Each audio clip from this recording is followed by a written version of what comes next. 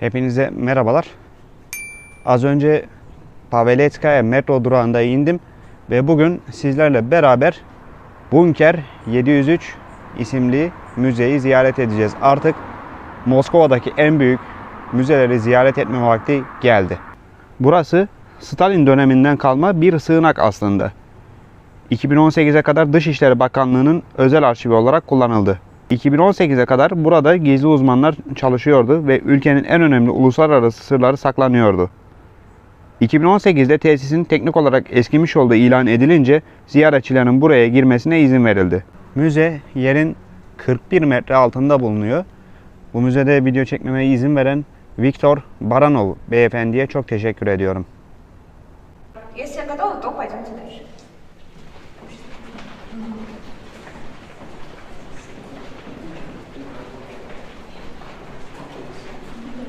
Давайте здесь станем по обе стороны прохода, чтобы всем хорошо было видно и слышно.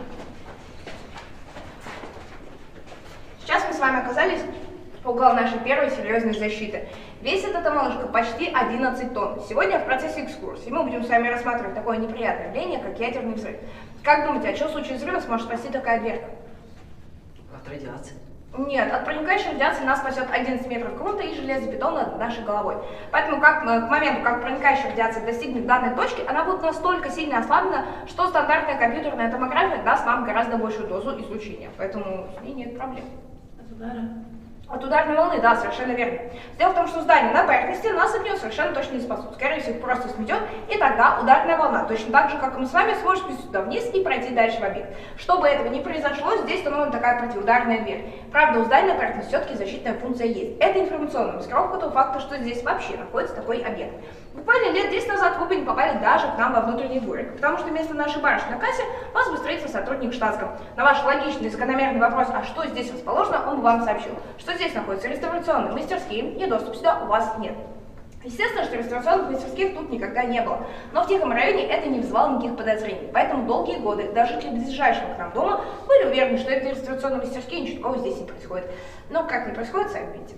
Причем сотрудники объекта дверь эту долгие годы наверняка недолюбливали. Связано это с тем, что у нее не было ни механического, ни уж тем более электрического привода. Поэтому в случае необходимости открывать и скрывать ее приходилось своими силами. Но в 1981 году происходит первая реконструкция объекта, и устанавливается маленький, но очень гордый электромоторчик. Поэтому сегодня, чтобы открыть дверь, нам достаточно всего щелчков пальца и желающего это сделать.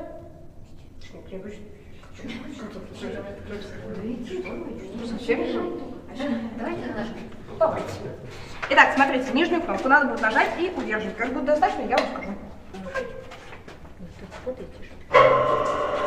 Пока дверь открывается, я предлагаю вам обратить внимание на вот эту почти стершуюся надпись ЧЗ-703. Это не что иное, как проектный шифр данного объекта. Дело в том, что проектирование взимался Институт Метрогидротранс. Они в основном проектируют метрополитен. Но иногда принимают заказ на проектировку других подземных сооружений, среди которых и подобные спецобъекты, и кабельные коллекторы, и коллекторы для подземных рек. И вот многие из них получают шифр ЧЗ, то есть чужой заказ, не имеющий прямого отношения к метрополитену. 703 просто порядковый номер, никакой ни тайны, ни дополнительного смысла в этой цифре нет. Ну а точный вес двери составляет 10 тонн 880 килограмм. Собственно, состоит она из 20-миллиметровых листов стали, между которыми залит бетон, чем ее вес, в общем-то, и объясняется. Можно опускать. Замечательно. Пока что рано проходить вперед, поэтому лучше оставайтесь на своих местах. Рано. Что не понесло рано. Так вот. Как видите, дверь располагается в такой специальной нише и сделана неспроста, а потому что будь она вроде со стенами, с полом, с потолком, ударной волной ее бы просто выбила. И тогда своих защитных функций она бы не выполнила. Но вот за счет того, что находится в этой нише, которая еще усилена металлоконструкцией, дверь отсюда гарантированно никуда не денется. А можно спросить, это бункер был для общества в целом или для каких-то отдельных лиц? Потерпи. Вопрос можно будет задать в свободное время. Все, что я не отвечу в процессе экскурсии, пожалуйста. Ну а так, ответы на этот вопрос есть в процессе экскурсии. Только надо чуть-чуть потерпеть. Так вот, за этой дверью нас встречает еще одна дверь. Как думаете, зачем она здесь нужна? Там какой-то глазок подсматривать? Нет, не глазок. Возможно, если обвалится что-то или от двери, то для дополнительной защиты. Ну, дополнительная защита действительно нужна, но не от того, что что-то обвалится. Ну, это как фильтр, может? Не совсем. Давайте так. В случае любого взрыва у нас образуется большое облако чего? Пепла, дыма, грязи, радиации. Радиация не по-любому, Ну да. Так, ну да, это косвенно связано с радиацией. Что-то радиоактивное. Ну да, облако, да, нет? Пепел. В случае взрыва Осадки. очень много. Газ какой-то. Не совсем. Пыль, да, совершенно верно. С радиоактивной пылью действительно есть большая беда. Связано это с тем, что мы с вами дышим, пьем, едим, в общем, так или иначе что-то попадает внутрь нас. Вместе со всем этим внутрь нас может попасть и та самая радиоактивная пыль. Причем моментально она нас не убьет, но останется с нами довольно продолжительный период времени, и тогда медленно и верно будет нас отравлять. И в итоге получится грустная история о том, как мы вроде бы пережили самое страшное, именно взрыв ядерной бомбы, но впоследствии скончались бы от отравления радиоактивной пыли. Чтобы такого не допустить, по объекту установлено некоторое количество таких защитных герметических дверей. Причем спасают они не только от радиоактивной пыли, но также и от дыма от пожаров, боевых тралящих веществ, наводнений и еще куча других неприятностей. А вот от людей она, увы, не спасет. Открыть ее можно как изнутри, так и снаружи. Весит она всего лишь 1600 килограмм. В нашем случае сейчас становится максимально просто, нужно всего лишь придумать вот за эту ручку. В процессе могут быть страшные звуки, нет, не будете, она не падает, просто чуть-чуть музыкально. Кто еще не открывал, хочешь попробовать? Давай. Давай, А у нас уже обогнали, но у нас еще есть верхний запас, не переживай. Страшные звуки окончены, честное слово. Прям до конца пропускаю. Герметичность данной двери обеспечивает резиновый уплотнитель, расположенный по всему ее периметру. При вращении данного штурвала выезжают ригели, расположенные сверху и снизу. С того торца аналогично. Входят в него такие специальные ушки, за счет чего максимально плотно поджимаем вверх ее окладу и уже оказываемся с вами в герметичном пространстве. Ну а теперь пойдемте дальше. Помните про углубление в полу.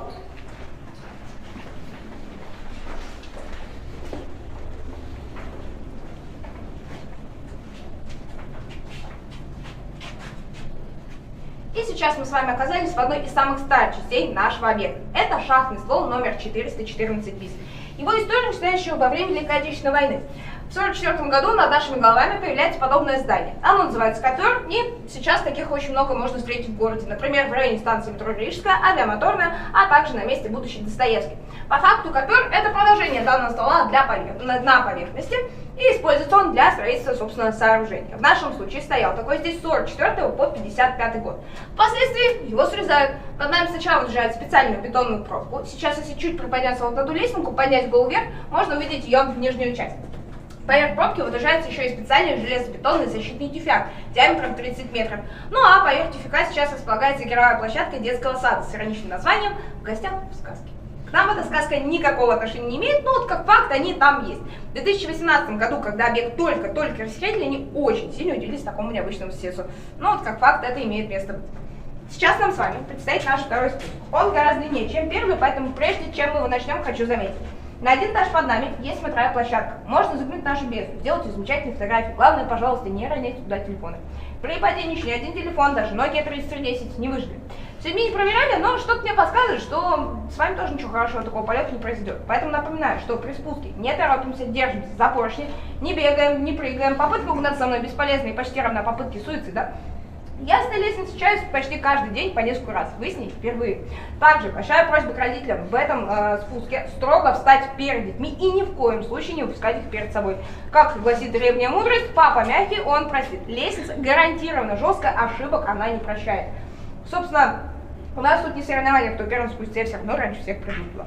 Пока все равно все не спустятся, мы точно так же ничего продолжать не будем. Пойдем.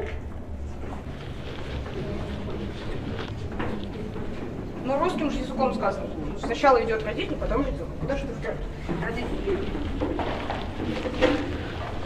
Смотровая площадка это вот здесь. Я всех вас поздравляю, мы с вами оказались на полной глубине залегания нашего объекта, а именно 42,5 метра от дневной поверхности Земли. Ниже нас в этой части города уже никого нет, но есть на одном уровне с нами, и это, естественно, московский метрополитен. Так что предлагаю заглянуть к ним поближе и подробнее поговорить, зачем они нам вообще соседи нужны. Для этого вновь присоединять объект, точно такая же, как была наверху, но со снятыми лицевыми панелями. Можно увидеть ее не самый богатый и глубокий внутренний мир. Кто еще не открывал, хочет попробовать? Так, что-то вроде молодой человек хотел взять, нет?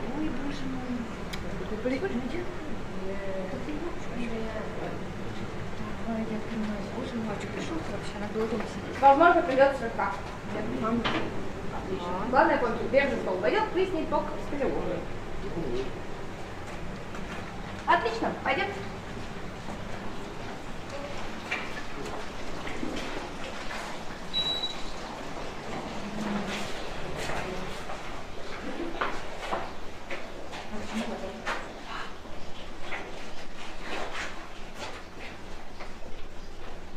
За этой дверью располагается Его Величество Московский метрополитен. Правда, открывать ее мы с вами уже не будем. Сами понимаете, метро место далеко не самое безопасное, поезд быстрый, тяжелый, тормозной, путь длинный. Встречный может стать первый и последний для нас.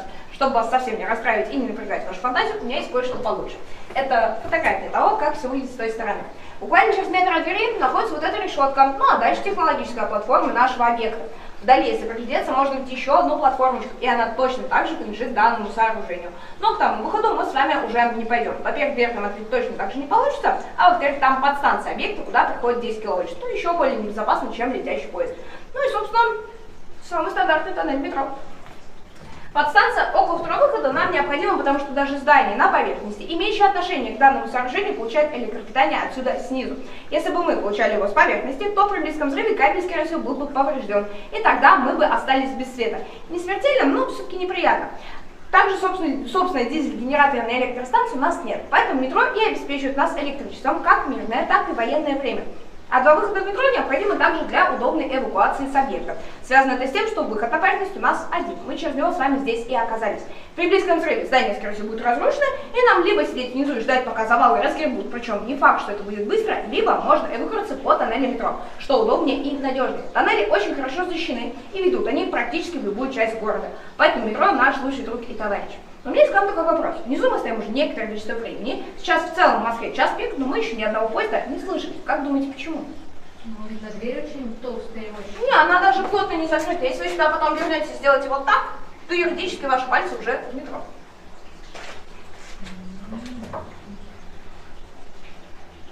Сюда поезда не ходят? Ходят. Ну, часто очень слышно. Но по злому стечению обстоятельств прям между экскурсиями чаще всего. То есть иногда бывает, что прям вот здесь проходит, когда мы стоим. Иногда уже внутри объекта. Так, никаких больше мыслей нет. Там экзотических вариантов характера метро 2, 15, 20 не будет. Да? Хорошо. Тогда не буду вас больше мучить. За дверью находится необычная ветка московского метрополитена, а именно южная служебная соединительная ветвь. Самая крупная ветвь такого характера вообще во всем московском метро. Необходима она для того, чтобы поезда с одной линии перегонять на другую. В нашем случае поезда могут выйти на Кольцевую, Заводско-Речскую, Калужско-Рижскую и Севково-Тимирязевские линии московского метро.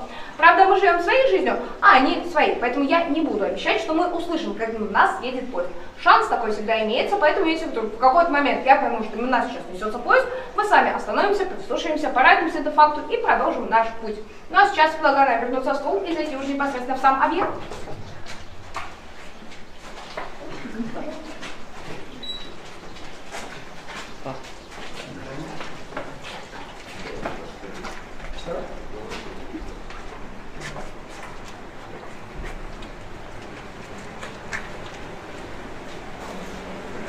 И мы с вами оказались, можно сказать, у парадного входа в наше сооружение. Прежде чем откроем последний дверь на нашем пути, еще немного поговорим про его историю и зачем он вообще такой красивый нужен. Изначально строили здесь совсем не спецобъект, а фильтровентиляционную камеру для московского метрополитена, чтобы укрываемых в случае чего был чистый воздух, которым они смогут безопасно дышать. От этой концепции было решено отказаться в 50-м годам, и тогда наша выработка осталась неудел. Примерно в то же время к метрогипротрансу приходит Министерство иностранных дел Советского Союза и сообщает, что им нужен спецобъект. На что им говорят, что у нас есть, ну почти готово, надо немножко подождать. И, собственно, таким образом наш объект открывается двери для сотрудников 10 ноября 1961 года. С той поры вполне успешно работает вплоть по 2005. Что произойдет в 2005, расскажу чуть позднее. Ну а как думаете, зачем вообще Министерство иностранных дел, казалось бы, такому мирному, на первый взгляд, нужен целый бункер? Так, ну то есть укрывать сотрудников. Ага, хорошо, так, еще вариант есть? Вот молодой человек коррупцию. Ну, мне кажется, что в любой стране должен быть хоть один бункер, бомбардировок и так далее. Ну, это далеко не есть. Ну, что бы они тут делали?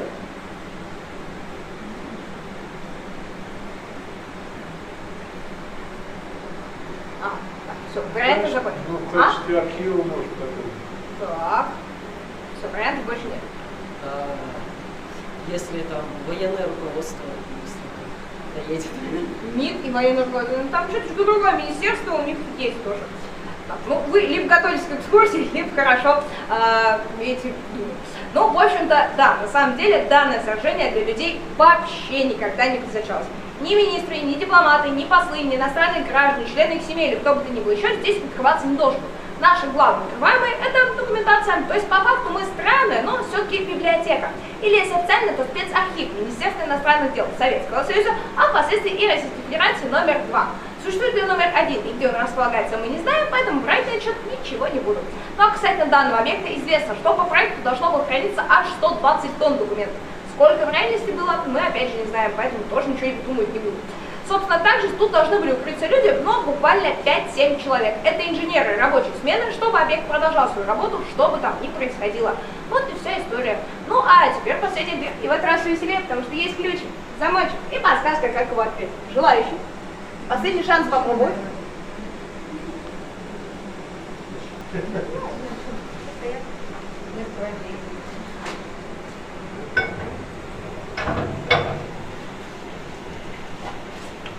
Если не хочется, это не знаю, кто надо.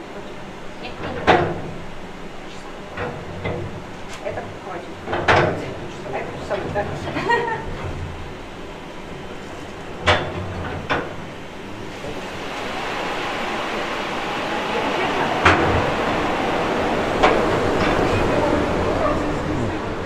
Сначала ключ, иначе мы потом не выйдем.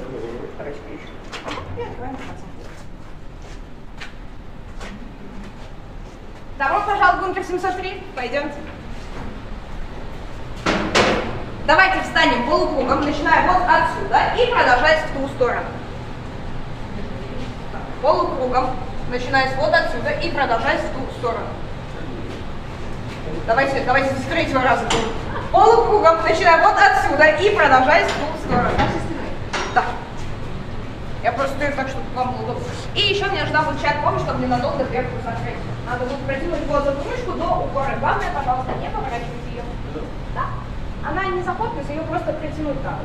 Прижать. Супер, можно отпускать. Спасибо. Итак, мы с вами оказались непосредственно внутри нашего сооружения, и сейчас я расскажу вам про систему вентиляции, как ее защитить и что это за ветер такой был при открытии двери. Начнем с системы вентиляции. Зачастую в таких объектах у нее есть 3 основных режима работы в военное время. Первый режим – это так называемая чистая вентиляция, когда мы просто берем воздух с поверхности и подаем его напрямую сюда вниз. И в целом на этом вся история и заканчивается. Второй режим – это режим фильтровентиляции. В том случае, если было применено химическое либо ядерное вооружение, или же по городу идут пожары. В таком случае мы продолжаем забирать воздух с поверхности, но прежде чем он попадает внутрь объекта, он у нас проходит через систему фильтрации для очистки от негативных примесей. И последний режим – это уже режим полной изоляции. В таком случае в объект не поступает ни вода, ни еда, ни люди, в общем ничего. Мы становимся больше похожими на подводную лодку плавания, чем на спецобъект.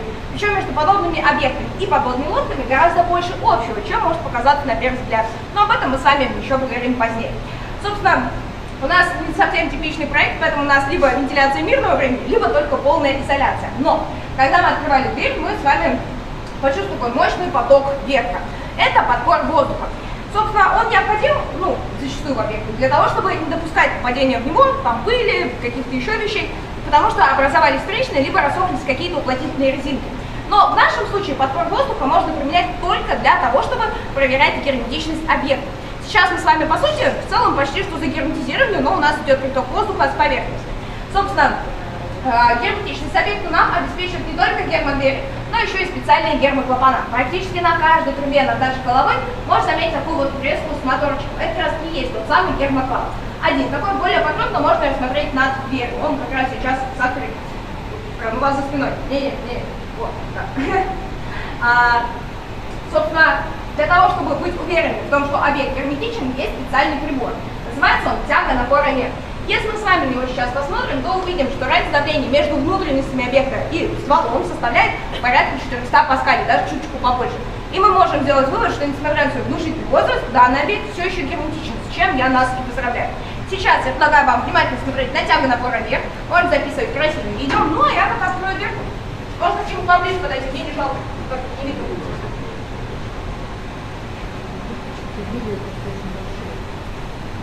Все, все готовы? Мальчик, вернись, пожалуйста. Спасибо. Так, все готовы? Тогда поехали.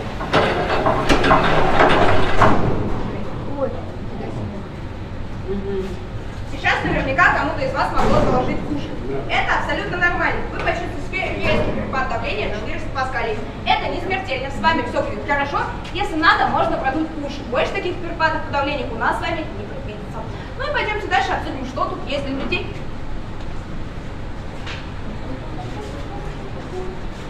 Давайте станем таким полукружочком, чтобы всем точно было видно и слышно. Как я и говорила, для большого количества людей данный объект не предназначался. Но тем самым 5-7 инженерам надо было обеспечить хоть какой-то комфорт на время пребывания здесь в случае режима полной изоляции. Поэтому на объекте есть аж целых 2 помещения специально для людей. Первый из них мы с вами не пойдем. Это вот там за сервисной дверкой находится санузел и перекачка. Но не переживайте, мы это тупо вообще ничего не теряем. Там буквально 3 насоса и 2 туалетные кабины. И уже лет 10 уже не работают. Второе помещение называется кислородной комнатой. Оно было основным для наших пребываемых и наиболее интересным из двух. Название заключает, естественно, из вот таких голубых баллонов с кислородом, который необходим человеку для поддержания дыхания. Вы сейчас всем перекрываете обзор на помещение, поэтому, пожалуйста, внимание. Собственно, под потолком 2 бака с водой. Общая вместимость составляет 400 литров. Они включены в систему водоснабжения, поэтому вода не заставится. Всегда обновляется чистая, свежая и пригодная для питья. В торце двухэтажные нары. На первом этаже должны были сидеть, вести разговоры о жизни, великом и всяком таком, но на втором этаже коллеги должны были спать. Спали посменно, поэтому в течение суток все успевали поспать свои законные 6 часов. Также здесь находился небольшой запас продовольствия, потому что, как известно, войной, а обед по расписанию. Но оно, кстати, до нас людей не дожило. Собственно, также по объекту вы либо уже успели заметить, либо еще успели заметить вот такие желтые ящики. Я пока не буду рассказывать, что это такое, но дам небольшой спойлер. Это одна из самых важных для жизнеобеспечения человека в нашем объекте вещей, которые в то же время саму жизнь человеку очень легко может отнять. Не переживайте, они сейчас безопасны, с нами все будет хорошо. Просто замечательно будет в самых неожиданных местах объекта.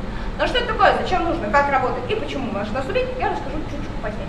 Пойдемте дальше, покажем, что тут есть для документов. Осторожно, потолок становится ниже. И опять же давайте таким полукружочком. Как я и говорила, наш объект это странная, но все-таки библиотека. И документы вещь очень нежная. Требуют они около 18-20 градусов тепла и 40-50% влажности. А на поверхности то холодно, то жарко, то сухо, то влажно. И вот чтобы у нас всегда был идеальный микроклимат, есть двухэтажная климатическая установка. Это ее первый этаж, помещение холодильных машин. Правда, холодильные машины до нас чуть-чуть не дошли, в 2008 выпустили на ремонт и больше к нам, к сожалению, не вернули. От них на память остались лишь компрессоры. Также здесь есть бак охлажденной и отепленной воды. Дело в том, что данная климатическая установка умеет довольно интересную вещь. Это осушение воздуха с помощью воды. Звучит как бред или магия, но на деле это самая простая физика. Мы берем влажный воздух с поверхности, распыляем его в ледяную воду. За счет этого излишек влаги из воздуха у нас конденсируется, по факту попадает в росу. Собственно, на выходе холодный и достаточно сухой воздух. При необходимости мы можем его нагреть и уже отправлять к нашим документам. Сейчас мы с вами отправимся на второй этаж климатической установки в помещение центральной вентиляционной камеры. Места там мало, поэтому пройдем мы с вами транзитом и выйдем уже в следующем зале. Местами шумновато, но, к сожалению, так уж она работает. По пути вы заметите приоткрытую дверцу, за которой в большом объеме будет литься вода. Это как раз и есть та самая камера орошения воздуха. По пути будет очень низкий потолок, поэтому, пожалуйста, берегите головы. Также напоминаю, что кнопочки, пускатели, выключатели, кабели, электродвигателя руками мы ни в коем случае не трогаем. В этом помещении это опасно не только для вас, но и для всего объекта в целом. Пойдемте.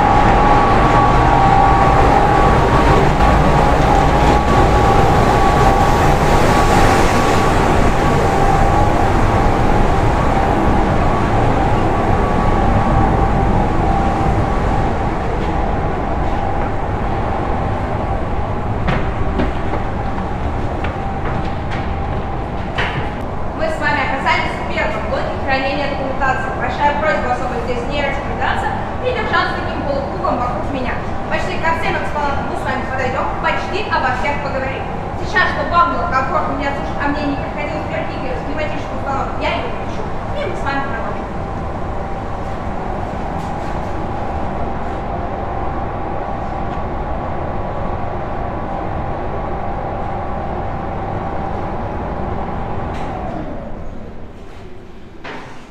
В первом блоке хранения документации далеко не всегда было так пусто и гуляло эхо. Буквально 20 лет назад все будет следующим образом. Эти фотографии сделаны в нарушение всех местных правил и законов, зато дают отличное представление о лучших днях этого объекта. От торца до торца здесь стояли стеллажи, на которых хранились документы, и вот такие сейфовые шкафы. Это, к слову, оригинал. По какой-то причине целых 3 штуки Мит решил не возить и оставил нам своеобразное наследство. Но история того, как в одночасье спецобъект стал музеем, раз там и даже в чем-то печально, а в чем-то смешно. Потому что в самый креш этого момента, а именно в ночь с 31 февраля 2004 на 1 января 2005 в один из блоков хранения документации стала поступать вода. Здесь не было ни фонтанов, ни водопадов, но вот влажность стремительно росла, и снизить ее никак не удавалось. Поэтому МИД принял решение сначала о эвакуации архива, а впоследствии и реконструкции объекта. И реконструкцию, как вы можете заметить, успешно начали, снятся вплоть до основания, так называемых тюбингов. Один тюбинг – это 6 квадратиков, образующих вертикальный прямоугольник. Здесь складывают не только такие объекты, но еще и метрополитен. Все это успешно шло вплоть до 2008 года. Ну а там миротворцы кризис, стоимость реконструкции возрастает, и МИД решает ее восстановить до лучших времен. И вот лучшие времена, может, и настали, а реконструкция так и не продолжилась. Поэтому в 2018-м объект был признан морально устаревшим, рассекречен и передан под музей, где мы с вами и находимся. Давайте пройдем чуть-чуть дальше и поговорим немного о гражданской обороне.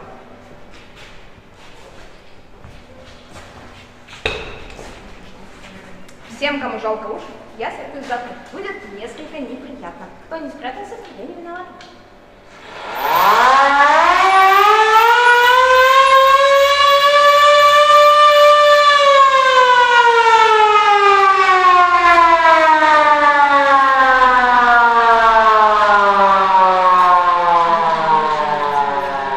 Evet, buradan nükleer sirenleri de kendiniz çalıştırabiliyorsunuz.